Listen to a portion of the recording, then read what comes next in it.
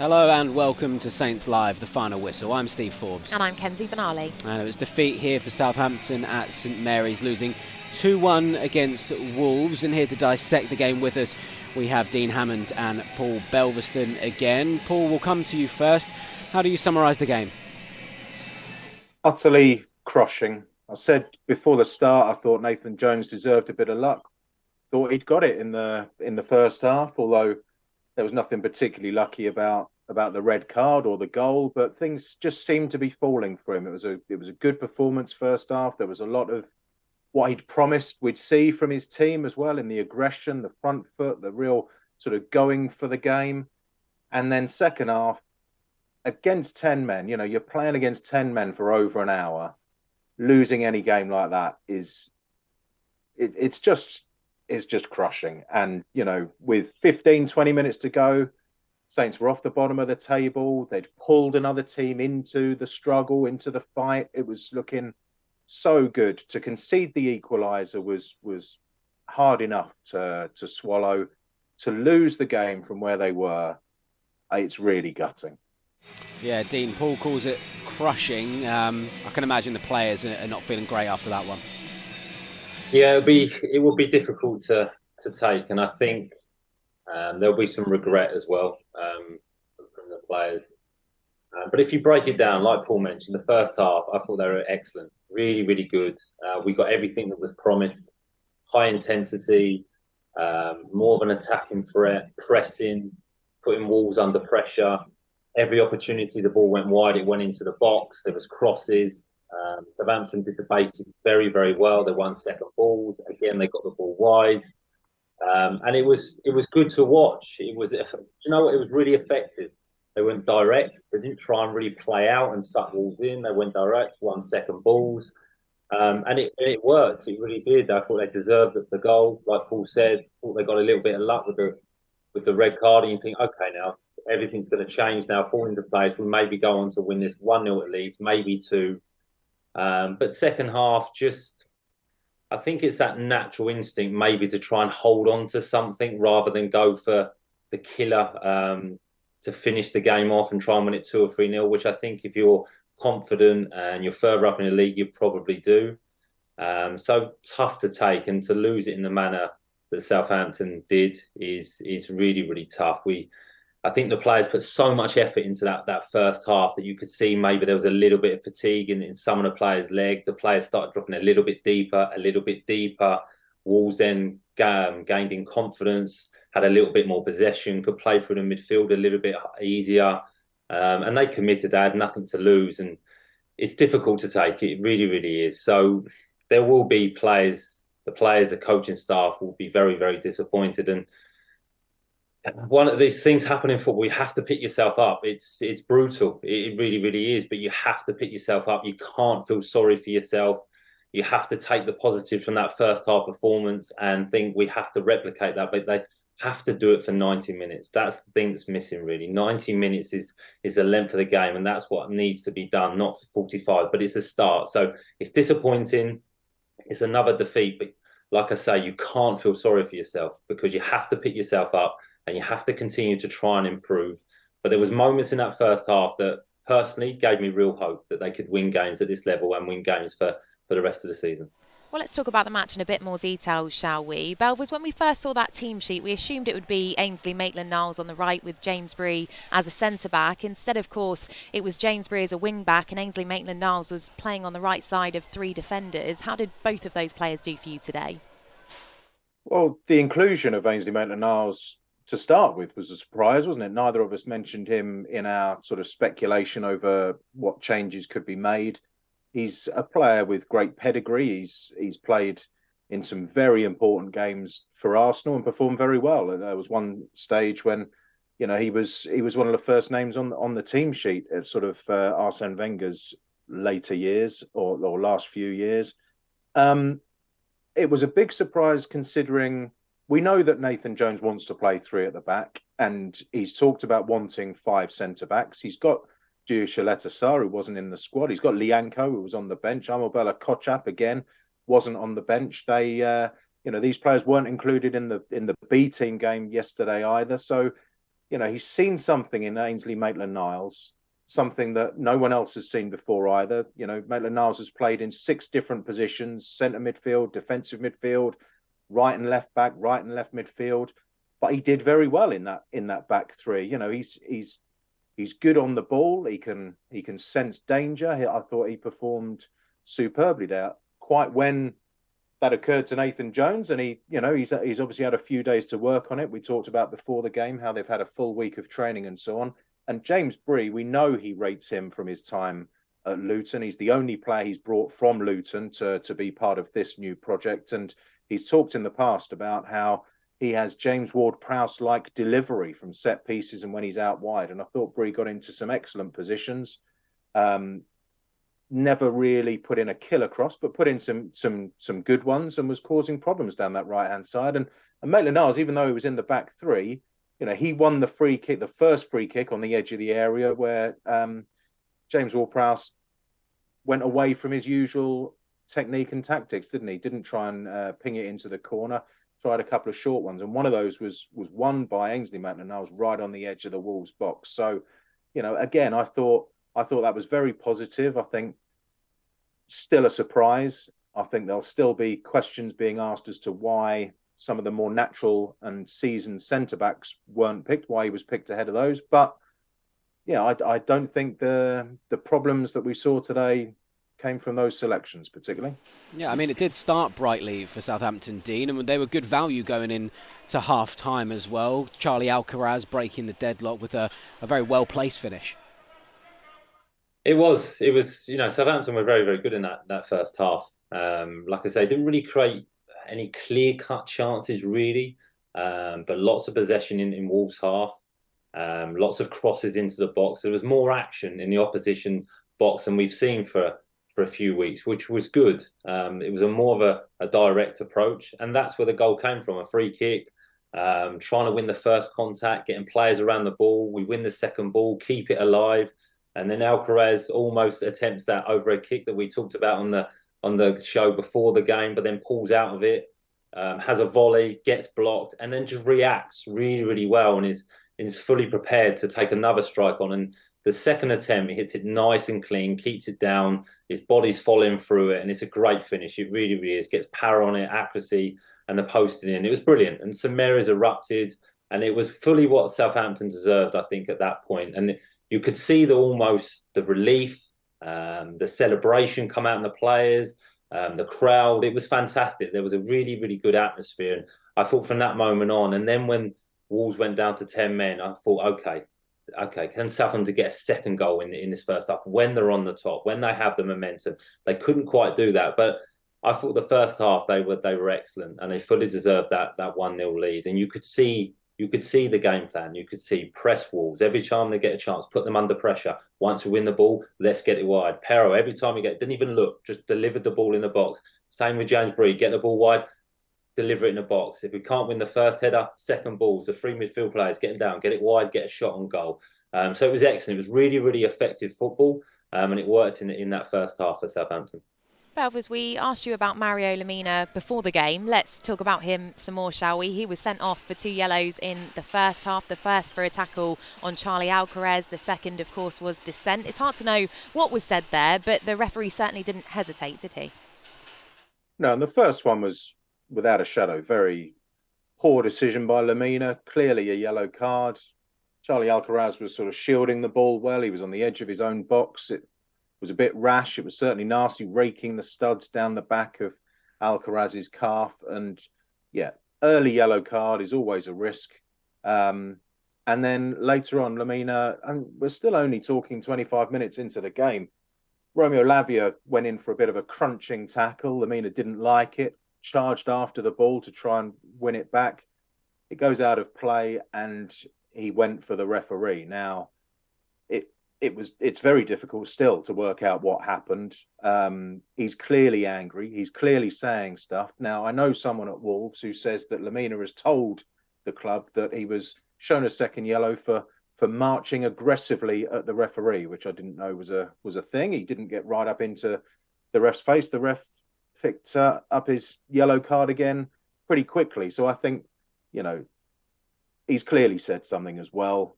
And, welcome to Lemina land, Wolves. He can be brilliant one week or in flashes, and then other weeks he just, causes you problems. So it was a big, big issue. There were a lot of yellow cards in that first half. Nelson Semedo, I thought, was lucky to get away with a second when he went clattering into Roman Perro, didn't get anywhere near the ball. He was already on a booking, didn't get a second one. Now, wishing the visitors had gone down to 9 men is perhaps a little bit much, but he deserved his first yellow card, and that, I thought, another day could easily. If he hadn't been on a yellow card, he would have got one for that challenge. So it was a bit of a surprise, really. Perhaps he was lucky that the game carried on and the ref didn't call it back. But yeah, definite red card.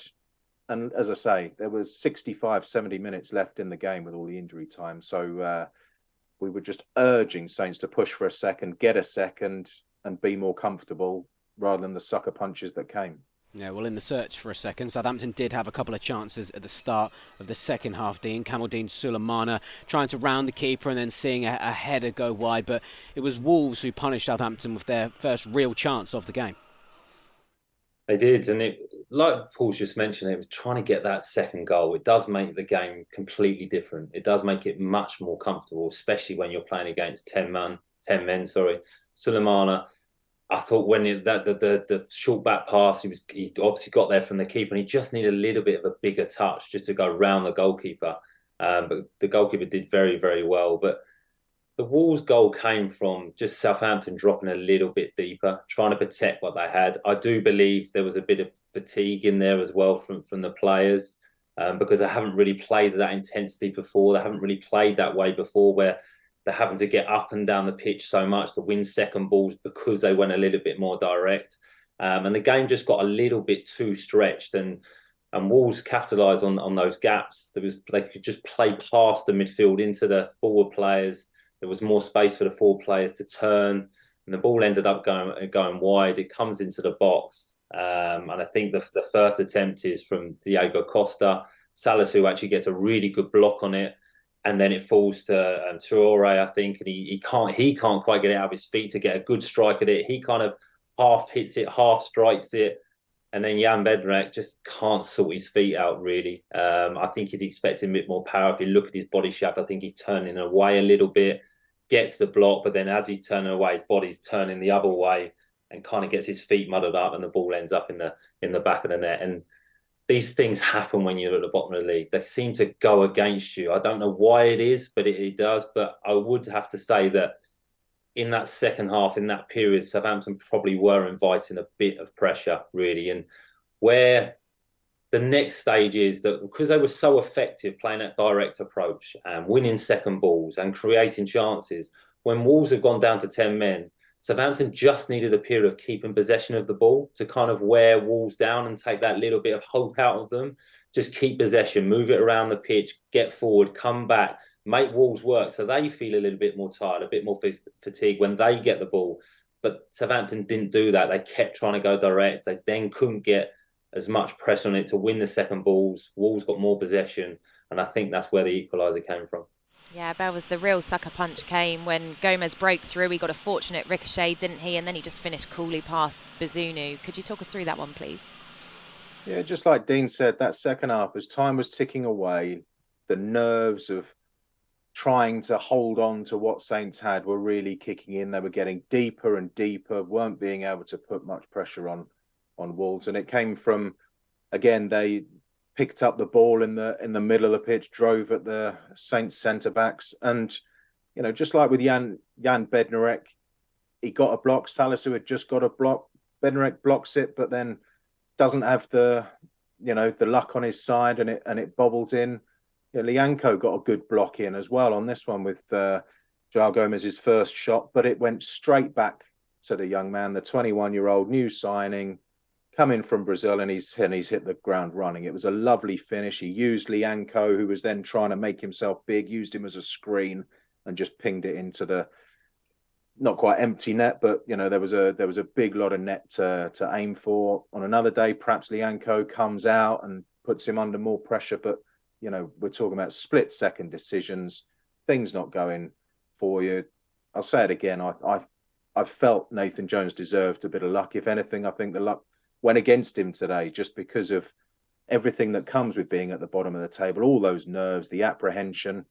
On another day, Saints push on, get a second, but instead it's the player that he brought back against a lot of fans' wishes. Certainly, Jan Bednarek, who's unlucky for the second goal. They then go, for the equaliser. They then are under the cosh because Wolves are really up, confident, believing they can get something, and again the nerves kick in even more for Saints. That, blimey, do we're not going to lose this, are we? And ultimately that's what happened. There's 7 defeats in 8 Premier League games now, and yeah, things look rather wretched. Well, it was also the first starts for the club for our deadline day signings, Paul Onuachu and Kamaldeen Sulemana. Dean, how did they do for you? I think effective. Onuachu was, really strong physically, very, very good in the air. So that direct approach really suited him. He won a lot of headers, a lot of knockdowns, were causing Wolves problems. And when you've got a player like that, it helps to keep possession in your opposition's half, because you can use him. He'll hold the ball up, or he was good with his headers in terms of directing it down to players to then be able to cross in the box. But again, it will take him time to settle in, because you want goals from him. You want him to get on the end of the crosses. So again, does that come from understanding from his teammates when they're going to cross the ball, what areas they're going to put it into him, what runs he likes to make? Does he like to go to near post? Does he like to hang up at the back post? So it takes the time to find that familiarity. But he did okay. He had that moment in the second half where he spun his defender, and I thought he was actually going to take a shot on, but he felt as though he was pulled, and he went down to try and win the penalty. But he looked effective. And Sulemana was brilliant. Fantastic. Absolutely fantastic. I mean, he has got out and out pace, what you need at this level, and what I think Southampton have been missing.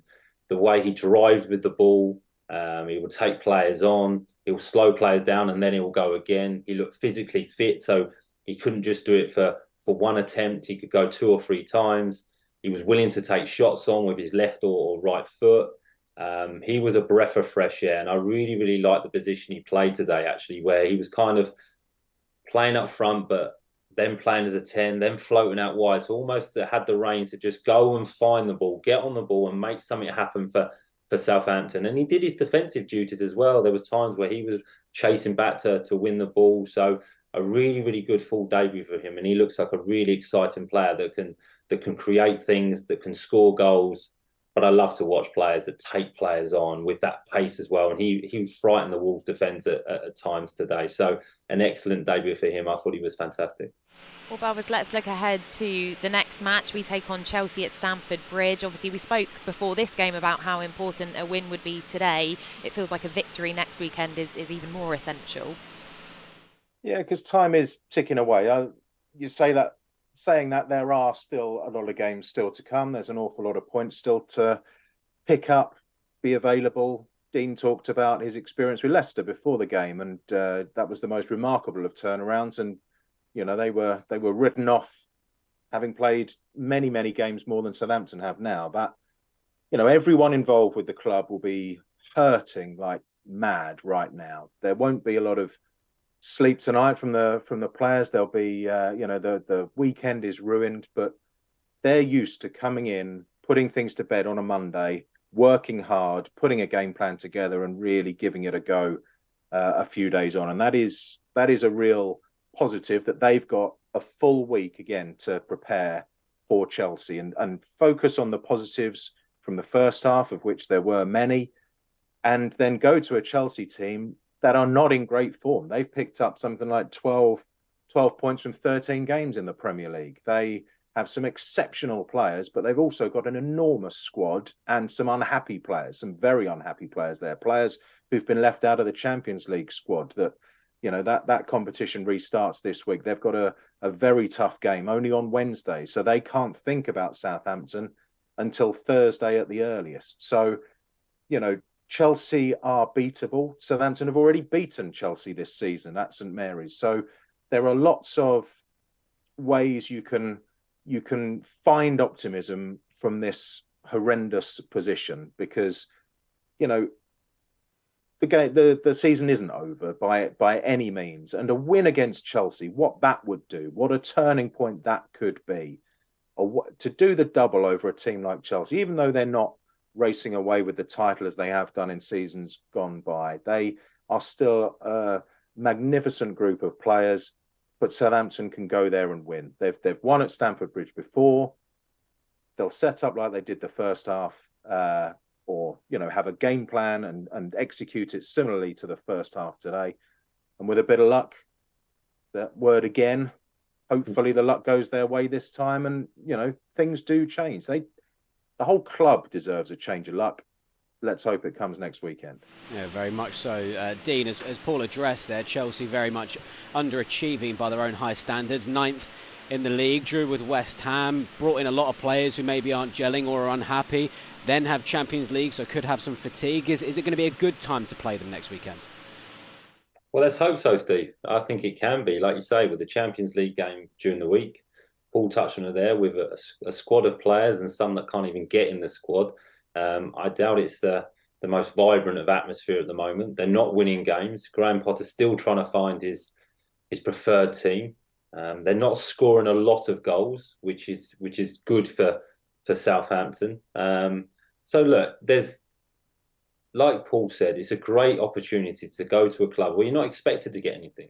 Southampton are not expected to go there and get a draw or get a win. So everyone's written them off already. So we talk about these free hits. It's not a free hit because of the situation Southampton are in. But from the outside, it potentially is. So players go there with that same approach that they played in the first half.